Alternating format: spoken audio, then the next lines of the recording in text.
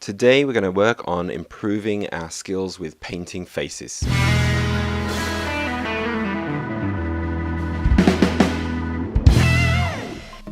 Painting miniatures faces has always been a challenge for myself. I either get the eyes right and the skin tone wrong, or the skin tone looks okay but the eyes are all wonky, or things are too big, too small, or the blends are just not quite right, and they end up having a bit of a stupid face on them.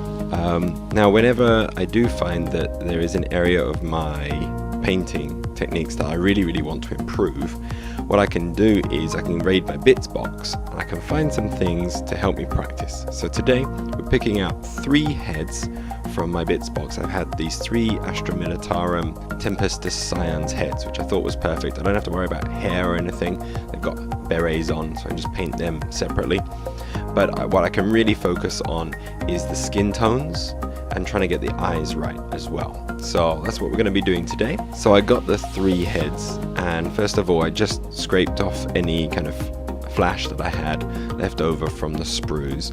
Tried to make sure they're as clean as possible, and then I just drilled a small hole into the base of the neck where I could then just stick them on some armature wire. Stick this wire into a wooden block, and there I've got a little plinth to hold the thing from, and I could just focus on the face. What was really nice about this project was that I didn't have to worry about anything else. All I had to do was focus on the face, and it doesn't take me very long to actually have a go at doing one of these faces. Now onto the painting. I undercoated all the faces black. For the first head I decided I wanted this one to be a bit of a veteran warrior, someone who's been out in the field for maybe a few weeks. He looks a little bit rugged, he's a little bit tanned as well. So to get started on him, I base coated a flesh tone, gave a couple of coats to make sure that we had a nice strong finish. Once the flesh tone was on, I then put a shade across the whole of the head, just to cover it all, give it some contrast. Once this was dry, I reapplied another wash, but this time focusing on the recesses of the face. This helped increase the contrast between the lighter areas and the darker areas. Once that was all dry, I reapplied the flesh tone again to the majority of the raised areas. This was a very broad highlight. After this, I then chose a lighter flesh tone to highlight even more. This flesh tone, I just highlight a smaller area of all of the raised areas and everywhere on the face where the light is going to catch the most. Now to get the grizzled look, I wanted to give him a little bit of stubble. I've not tried this before, but what I decided to do was I got some grey and I mixed that with the flesh tone that I was using and watered it down. I then used this to create an area of stubble around the face. I also used this flesh tone mixed with grey to give a greater contrast between the highlights and the deep recesses.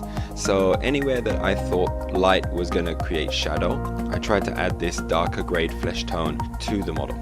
Next it was time to go for the eyes and the teeth. I chose to use just an off-white, something a little bit greyed, but only very slightly. I didn't want a pure white. Pure white sometimes is too striking. Now I'm afraid I obscured the shot a little bit with my head, and also it was a little bit out of focus, so we can't really see how I did the eyes, but basically I just crossed across the eyes, and then to do the pupils I just stroked down with the black. With the eyes and the teeth done and most of the shading in place, it was still looking a little bit dull, so I decided to get one shade lighter in the skin tones to add that as one more highlight. Again, this really just focused on the areas that were really going to catch the light, and it would just help the face to pop more.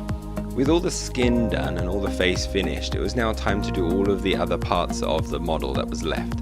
So we had the eyepiece, and I decided to paint this black along with the wire that was running down. I then touched up the beret with some black to cover up the areas where I had gone over with the flesh tones, just so that it was all ready for the next coat. Once that was finished, I then applied red for the eye lens and spotted it with a little bit of orange. For the beret, I painted this one a dark blue and then later highlighted it with a slightly lighter shade of blue as well. And for the little skull icon, I painted this a bone white with a highlight to a very lighter shade of bone white. Just to finish the model, I put some grey highlights on the black so it wasn't just a pure black, and then we were basically finished. And there we go, there is our grizzled veteran ready to go. On to the next face. I decided to do a much darker skin tone.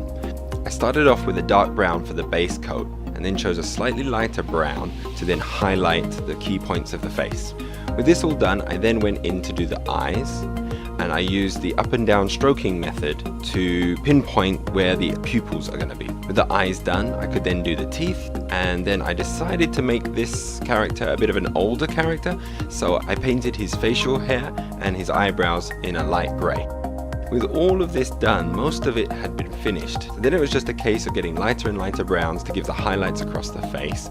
Once this was all done, his face was completed, and all I had to do was then paint the beret, and it was finished.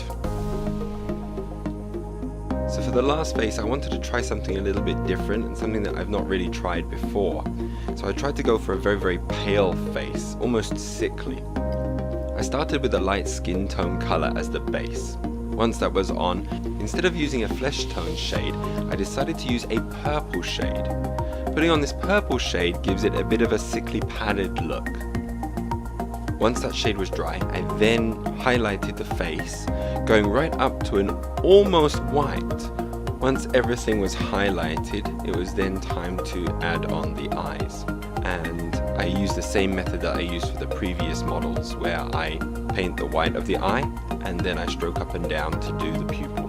Next, I had his handlebar moustache, and the image I had of this character was I think it's the SAS soldier from Call of Duty 4, and so I painted this a nice dark brown. With the face all finished there, it was then just time to paint the beret into the blue colors and the little badge on the top as well, and everything was finished.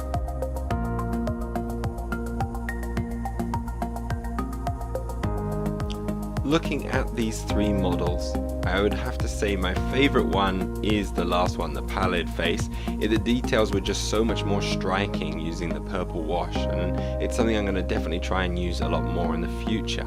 However, what I was really happy with how diverse I can make all of my models look just by playing around with the different shades and the different colors of browns up to whites to create all kinds of skin tone colors. It's just so much fun to experiment to find out what kind of skin colors you can produce, and I'm really, really happy with how all three of them turned out. What are some recipes that you use for making skin tones? Are there any other kind of washes that you find really, really useful for creating a unique effect when painting skin?